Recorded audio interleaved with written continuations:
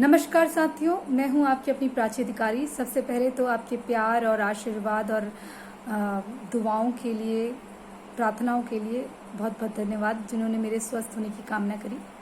और नींद अच्छे से आई, अच्छे से सोकर आई हूँ, आराम करके आई हूँ। और आज मैंने सोचा क्यों ना हमारे मित्र देश इज़राइल के साथ जो घटनाएं हो रही हैं उसके बारे में एक छोटा सा विश्लेषण दूं और एक संदर्भ में आपको बताऊं कि आपको ये पता चल पाए कि आखिर इज़राइल क्यों हमास पे अटैक करता है या फिलिस्तीन पे अटैक करता है, और आखिर इसका मुख्य कारण कहाँ है और ये जड़ क्या है। आज इसकी थोड़ी सी हम उसमें चलेंगे।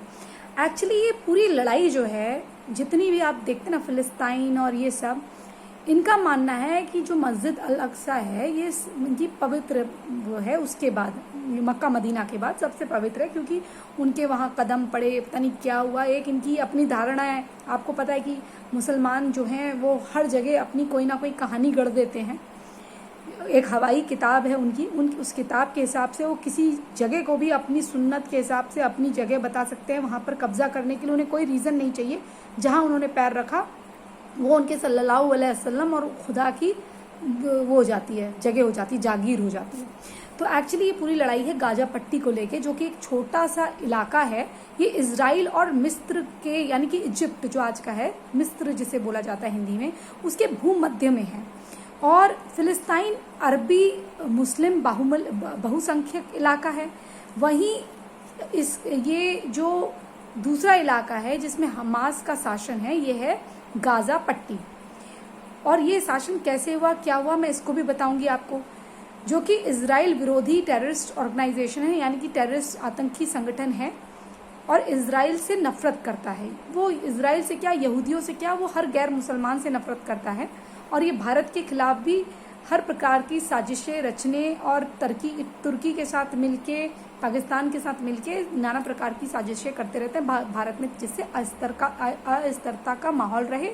और ये फंड्स भी भेजते हैं, जैसे अरब देश भेजते हैं, और अरब देश ही इनका पैकिंग करते हैं। अब हुआ ये कि 1947 के बाद यूनाइटेड नेशंस यानी यूएन ने फिलिस्तीन के एक हिस्से को यहूदी और अलग राष्ट्र बना दिया, ठीक है ना, घोषित कर दिया। उसके बाद अहम मुद्दा ये था कि यहूदी राष्ट्र के रूप में उसे एक्सेप्ट कैसे करा जाए, उस हिस्से को जो उनको दे दिया गया वो कैसे एक्सेप्ट कर दिया जाए, वो स्वीकार नहीं कर सकते थे। उसके बाद गाजा पट्टी और इज़राइल जो है अरब देशों के बीच में एक संघर्ष का विषय बना रहा, क्योंकि जो गाजा पट्टी था उसमें वो इज़राइल के पास था। अब उसके कारण इनके बीच में युद्ध होते रहते थे और इनके बीच में मनमुटाव रहता था। मनमुटाव तो ये भी था क्योंकि ये इज़राइल को, यहूदियों को पूरी तरह से, इज़राइल का तो अस्तित्व ही खत्म करना चाहते थे। और जो इज़राइली लोग हैं, यहूदी हैं, उनकी नस्लें ख़त्म करना चाहते थे। तो 1967 में एक इनकी दूसरी जंग हुई जो 6 दिन तक चली। उसके बाद इसमें फिर से पुनः इज़राइल का कब्जा हो गया, जो कि 25 साल रहा। फिर 1987 दिसंबर में गाजा में दंगे भड़के, और इन दंगे और असमंजस की स्थिति, जिसमें इन्होंने सेना पे भी, इजरायली सेना पे कब्जा कर लिया था। तो 1994 में इज़राइल और फिलिस्तीन लिबरेशन के बीच में एक समझौता हुआ, यानी कि ट्रीटी हुई। जैसे कि हर बार दिखाने की ट्रीटी मुसलमान देश हर किसी के साथ करते हैं या ऑर्गेनाइजेशन करते हैं। फिर गाजा पट्टी इज़राइल को दे दिया गया वापस से, गाजा पट्टी, क्योंकि वो एक कानूनन रूप से भी उन्हीं का था। जो यूनाइटेड नेशंस का जो हुआ था, जो विभाजन, जो विभाजन उन्होंने करवाया था, डिवीजन उसके अकॉर्डिंग भी उन्हीं के नियंत्रण क्षेत्र में आना चाहिए था। फिर उन्होंने क्या करा कि कुछ दिनों बाद फिर से ये बात बिगड़ी। 2000 के आरंभ, मतलब 2000 आते आते फिलिस्तीन और इज़राइल के बीच में वार्ता जो है वो नाकाम रही, जिसका खात्मा करने के लिए उस समय के तत्कालीन प्रधानमंत्री एरियल शरोन ने 2003 के अंत में एक पॉलिसी बनाई, एक नीति तैयार करी, रणनीति, जिसमें गाजा पट्टी से इज़राइल के सैनिकों को हटा लिया गया और जो वहाँ के स्थानीय नागरिक थे उनको बसाने का उन्होंने एक पॉलिसी बना दी कि वहाँ के स्थानीय नागरिकों को बसा दिया जाएगा। लेकिन जो ये है, और ये 2005 में इज़राइल इसराइल ने फिलिस्तीन को दे दिया, लेकिन जो नियंत्रण था, जो क्षेत्र पर नियंत्रण था और हवाई गश्त थी, वो इसराइल की ही जारी रहेगी। इससे जो फिलिस्तीन है वो चिढ़ा हुआ था। उसने क्या करा, मतलब जो मिल रहा है फोकट में वो भी ना रखते हुए, उसके बाद जून 2007 में ये इन्होंने हमास को दे दिया। हमास ने वहां पर आक्रमण वगैरह करा और उसका कब्जा करवा दिया, क्योंकि ऑलरेडी इनके पास इनको दिया गया है कुछ नियंत्रण, लेकिन जो अहम नियंत्रण है वो इजराइल ने अपने पास रखा था कि हम हवाई गश्त लगाएंगे। वो तो अपने देश को रक्षा करने के लिए प्रतिबद्ध है ना, बिल्कुल सही करते हैं। हर एक सरकार का कार्य है कि वो सबका विकास, सबका साथ ना देखते हुए सबसे पहले ये देखे कि उसके नागरिक और उसका अस्तित्व खतरे में तो नहीं है। तो उन्होंने इजराइल जो कर रहा था उसने भी सही करा। उसने कहा लो तुम इसके लिए लड़ते हो तो लड़ते ये लड़ाई आज समाप्त करते, तुम इसको रखो, लेकिन इस पे जो है ये क्षेत्र नियंत्रण हमारे कब्जे में रहेगा, मतलब इसके पेरेंट हम ही रहेंगे, तुम इसके किराएदार हो, तुम यहाँ पर इसमें रहो, खुश रहो, लेकिन इसके नियंत्रण हम करेंगे और इसका जो एयर निरीक्षण है यानी कि हवाई निरीक्षण है उससे भी हम ही करेंगे।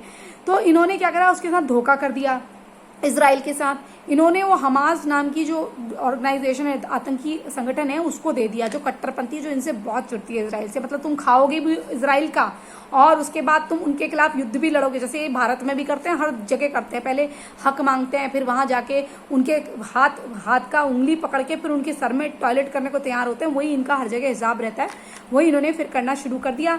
और जब जून 2007 में हमास ने गाजा पट्टी पर कब्जा कर लिया, तो फिर फिलिस्तीन ने ये गाजा पट्टी का पूरा नियंत्रण संभाल लिया, मतलब हमास को ही नियंत्रण दे दिया। 2007 में जो है इजराइल ने गाजा पट्टी को शत्रु इलाका घोषित कर दिया, क्योंकि ऑब्वियसली ये वहां पर जो मस्जिदों में बॉम्ब छुपा के रखते हैं, मिसाइल छुपा के रखते हैं, हथगोले छुपा के रखते हैं, जब उनकी मौत का सामान रखते हैं तो वो हमारे भारत की तरफ थोड़ी ना कि इनको पुचकारते रहें। तो उन्होंने इसको आतंकी इलाका घोषित कर दिया, शत्रु इलाका, और इन पे प्रतिबंध लगा दिए, त्वरित कार्रवाई कर दी कि इलेक्ट्रिक सप्लाई इनकी बंद हो जाएगी, कि हम तभी तो एक गंवारों की तरफ पड़े रहते कि हम तुम्हें कोई बिजली नहीं देंगे। इजराइल ने ये कर दिया। और जो भारी प्रतिबंधित आयात थे, यानी कि कुछ ऐसे चीजें जैसे पेट्रोलियम वगैरह हो गए, इनका मतलब पेट्रोल से रिलेटेड या ईंधन से रिलेटेड, वो सब इन्होंने निर्यात जो थे इनके बंद कर दिए, उसमें प्रतिबंध लगा दिए। क्योंकि अगर लड़ाई होती तो कोई इजराइल मूर्ख थोड़ी ना, उनको नहीं पता कि ये वहां का मिसयूज कर सकते हैं उन्हीं के खिलाफ, मतलब उन्हीं से सप्लाई लेंगे और उन्हीं को खत्म करेंगे, तो उन्होंने बंद कर दिया। वो तो भाई एक तो काम करते हैं। फिर जनवरी 2008 में हमास ने क्या करा, इजराइल पे हमले करने स्टार्ट कर दिए। फिर इजराइल ने इसको बिल्कुल इस पे और जो पुराने प्रतिबंध थे उसके साथ नए प्रतिबंध घोषित लगा दिए। और फिर गाजा ने क्या करा, बड़ी चालाकी से अपनी जो सीमा थी उसकी सील तोड़ दी। मतलब जो इजिप्ट के साथ उनकी वो लगी हुई थी बाउंड्री की सील थी, वो समाप्त कर दी, ताकि ईंधन के आयात में कोई उनको रोक ना सके। और जब भी इनके बीच में युद्ध हो या इनको मदद चाहिए हो तो मिस्र से यानी कि इजिप्ट से और वहां के थ्रू कहीं अन्य देशों से भी ये लड़ाई का ईंधन जुटा सके और इजराइल के खिलाफ काम करते रहे, जो कि आज भी जारी है। और इनका एक आतंकी था जो पिछले साल मरा था, उसका नाम मैं आपको बता देती हूँ। वो आतंकी मरा, उसका नाम था बाहू अबू अल अता जो था, पिछले साल मरा। वो इस्लामिक जिहाद का कमांडर माना जाता था और वो हमास का मुखिया था उस वक्त। तो ये पिछले साल भी लड़ाई हो रही है, ये सन 47 के बाद से भी लड़ाई हो रही है, जब से इजराइल बना है तब से लड़ाई हो रही है। ये इस तरीके से है कि तुम एक कौम को खत्म कर दो, लेकिन इजराइल जो है वो प्रतिबद्ध है अपने नागरिकों की सुरक्षा के लिए, और हमारा वह मैत्री देश है। कोरोना काल हो या किसी भी प्रकार की दुविधा या मुसीबत या नेचुरल क्लैमिटीज यानी कि प्राकृतिक आपदा, इजराइल ने हमारा हमेशा से साथ दिया है। लेकिन कुछ सुअर के पट्टे जो कि बिल्कुल नमक हराम है, खैर नमक हराम क्या, वो तो उनको आदेश है, वो खाते भी हिंदुस्तान का है और हिंदुस्तान के मित्रों का है। कोरोना वैक्सीन जो उन्होंने इजराइल ने भेजी है वो उसकी यूज करते हैं। जो कुछ सॉफ्टवेयर इजराइल ने बनाए हैं वो उसके सॉफ्टवेयर यूज करते हैं, यानी कि जो एक काफिर है जिसकी फेसबुक यूज करते हैं, शायद उसी ने बनाई है ना, हाँ, तो वो भी शायद इजरायली है, I am not sure, but जो भी है जिसने भी फेसबुक बनाई है, जुकरबर्ग है, क्या है, उसने फेसबुक बनाई है, वो इजरायली है, शायद इजरायली है। तो अगर वो इजरायली नहीं भी है, वो भी एक काफिर है। जिसने बल्ब बनाया है, जिसने इलेक्ट्रिसिटी बनाई है, वो सब काफिर हैं। तो क्यों यूज करते हो काफिरों की चीजें? जब काफिरों से इतनी नफरत है, अपनी लालटेन लेके लड़ा करो ना। एक इतनी सी सुई तो तुम बना नहीं सकते। हाँ, एक ही चीज तुम बना सकते हो, पत्थरों से हमला करना। वो भी पता नहीं कहाँ से सीखा है, वो तो इनके ऊपर के जिसको कभी देखा नहीं उसने इनको आदेश दिया है कि काफिरों पे करो। और सबसे रमजान को जो है पाक महीना कहते हैं, मुझे तो लगता है रमजान एक झूठ का महीना है। इस दिन खूब झूठ बोलो, और झूठ की साजिशें से जितने इनके खरीदे हुए टट्टू हैं, जैसे कि बॉलीवुड में इन्होंने कुछ टट्टू खरीद रखे हैं, वो औरतें इनके लिए वकालत करें, इनके लिए वो इजराइल जैसे एक मेहनती, कर्मशील, निष्ठावान देश को जो अपने नागरिकों की सुरक्षा में लगा रहता है। नेतन्याहू को अगर आप देखें, बेंजामिन नेतन्याहू को अपने नागरिकों की सुरक्षा में लग रहते हैं। आज उनके साथ समूचा विश्व खड़ा हुआ है, लेकिन इसके साथ केवल इसके मुल्ले टट्टू खड़े हुए हैं। जो टर्की है वो सबसे बड़ा ढकौसलेबाज है, जिसने खुद इतने पुरानी चर्चों को समाप्त करके वहां पर नमाज पढ़ानी शुरू कर दी, जो खुद एक क्रिश्चियन राष्ट्र को खत्म करके अपना वर्चस्व बनाया है। तो इजराइल को अपने नागरिकों की सुरक्षा करने का और उनके लिए लड़ने का और शत्रु को बिन कुछ सोचे समाप्त करने का बिल्कुल अधिकार है। और मैं इजराइल का साथ देती हूँ। शलोम इजराइल, और we are friends of Israel, and हम इजराइल का साथ देंगे। फिलिस्तीन जैसा ये जो देश है, ये एक ऐसा देश है जहां औरतों को और बच्चों को आगे कर दिया जाता है और सैनिक को मार रहे होते हैं। लेकिन वहां के सैनिकों को, this is my message to any soldier who is working under the threat and walking in the sword edge, कि आपके आगे whosoever come in front of you and that person is using that kid और women, वो जो लड़के या लड़की को या बच्चे को, किसी को भी एक शील्ड की तरह, if anyone is using a woman or a child as a shield to protect themselves and behind them continues doing stone pelting or bombing you, please shoot that child, please shoot that woman।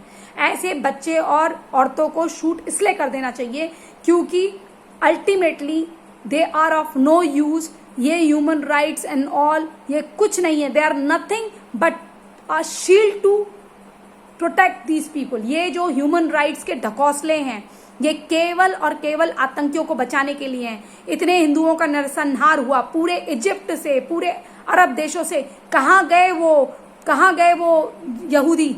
जमीन खा गई, आसमान निकल गया। यही बात UN में पूछी थी। यूएन में जो इनके प्रवक्ता थे, इनके राष्ट्र प्रवक्ता थे इजराइल के, उन्होंने कहा कि आप लोग हम पे इल्जाम लगाते हैं कि हम इस प्रकार से अटैक करते हैं। हम अटैक नहीं करते, हम अपने देश को शत्रुओं से बचाते हैं और हमें पूरा अधिकार है। अगर ऐसा है तो बताइए कहाँ गए अरब से और इजिप्ट से ये सारे यहूदी? आसमान निकल गया या कुछ, इनको धरती खा गई? इतने करोड़ यहूदी थे, कहाँ गए वो? बात सच है, इतने सारे हिंदू थे पाकिस्तान में, बांग्लादेश में, कहाँ गए? आज 0.1% रह गए। आसमान निकल गया, ये धरती खा गई। जैसे आपकी लड़कियों को खा रहे हैं, आपकी लड़की को मुसलमान बना के बच्चे मुसलमान पैदा कर रहे हैं, आपके देश को खा रहे हैं। छोटे छोटे राष्ट्र, बर्मा से सीखो, इजराइल से सीखो कैसे निपटना है। चूड़ी पहन के मत बैठे रहो। और आजकल बड़े हिंदू नामों से भी आते हैं, नफरत मत फैलाओ। तो तुम ही प्यार फैला लो। पहली शुरुआत अपनी माँ से कर दो, अपनी माँ का हाथ मुल्ले के हाथ में दे दो। वैसे भी आयशा हो 6 साल की या 68 ईयर्स की खदीजा, फर्क तो पड़ता नहीं है। अम्मा बेटी सब बराबर है, खाला फूफी सब बराबर है। तो इसलिए ऐसे लोगों का साथ देने वाले खुद देशद्रोही हैं। खुद देशद्रोही से ज्यादा धर्मद्रोही हैं। वो अपने धर्म के नहीं, वो जो अपने धर्म का नहीं, वो किसी चीज का नहीं, अपने अस्तित्व को खत्म करने वाले लोगों का मैं साथ नहीं देती हूँ और इजराइल का मैं साथ देती हूँ। और मैं आपसे भी निवेदन करती हूँ, जब भी आप पूजा पाठ करें अपने देश के लिए प्रार्थना करें, प्लस अपने जितने मैत्री देश हैं, यानी कि जापान हो या इजराइल हो, इन सब के लिए साथ दें। यहाँ तक कि बाइडेन जैसी गवर्नमेंट ने भी इजराइल का साथ दे दिया है। मैं पूर्णतः इजराइल के साथ हूँ। क्या आप इजराइल के साथ हैं? और जो भी मैंने आपको इन्फॉर्मेशन दी, आपको कैसी लगी लिख के बताइएगा। इसी संदेश के साथ मैं प्राची अधिकारी अब आपसे विदा लेती हूँ। और please we are with Israel, #we stand with Israel और we stand by Israel, ऐसा लिखिए, इंडिया विद इजराइल ये लिखिए, क्योंकि ये कहते हैं कि इनको बाइकॉट करिए, इनकी औकात एक पेन लेने की नहीं है इजराइल के, ये बाइकॉट करेंगे इजराइल को। ये 12-12 बच्चे पैदा करने वाले और भारत की सब्सिडी में जिंदा रहने वाले, भारत के पैसों से हज जाने वाले, इनके हाई मिडिल क्लास भी भारत के पैसों से सब्सिडी लेके हज जाते हैं। इतने अच्छे होते तो कहते हैं हम हराम के पैसे नहीं लेते, हमें नहीं चाहिए हराम के पैसे, हमें अपनी मेहनत के पैसे से जाना है ना। ये काफिर के खाते भी हैं, उसका वो भी करते हैं, उसको गाली भी देते हैं। और ये जैसे कि कहते हैं ना, वो जाकिर नाइक कहता है इनका प्रसाद भी खाओ और भूखे हो तो प्रसाद भी खाओ, फिर शहीदी के लिए जाओ, यानी कि बमबारी के लिए फिदाइन बन के बम भी पहनो। इस प्रकार का कहने वाले लोगों को पहचानो, ये तुम्हारे कभी मित्र नहीं हो सकते। इनका मित्रवाद, इनका भाईचारा केवल अपने मुसलमानों के लिए है, बाकी सबको चाहिए, इजराइल का यहूदी हो या भारत के हिंदू या कोई अन्य क्रिश्चियन। जो क्रिश्चियन इस गलतफहमी में रहते हैं कि सल्लल्लाहु अलैहि वसल्लम की तरह तुम भी एक पैगंबर हो, जीसस जो एक पुत्र है, भगवान का बच्चा है, जो कहते हैं ना तुमको, अब तुम जो भी कहते हैं तुमको भी उल्लू बनाते हैं। ये हर जगह, चाइना से कहते हैं अमेरिका काफिर है, अमेरिका से कहते हैं कि चाइना काफिर है, इजराइल से कहते हैं कि सिया काफिर है, सिया से कहते हैं इजराइल काफिर है, हमसे कहते हैं चाइना काफिर है। तो इस प्रकार से ये अलतकिया खेलते हैं, इसलिए इनके अलतकिया को पहचानो और अपने राष्ट्र को, अपने पहले समुदाय को सुरक्षित रखो। सारे लोगों को खा गए हैं ये यजीदी, कहाँ गए? कुछ हजारों बच्चे में उनकी लड़कियों को नहीं छोड़ते, जो भी जाती हैं कैंप में 2-2, 3-3 बच्चे लेकर आती हैं। तो ऐसी नीच कौम से अपने आप को सुरक्षित रखना इजराइल का सर्वाधिक अधिकार है। इसी संदेश के साथ मैं प्राची अधिकारी आपसे विदा लेती हूँ, इजराइल का साथ देते हुए। जय जय हिंद, जय जय भारत, जय जय इजराइल, शलोम इजराइल।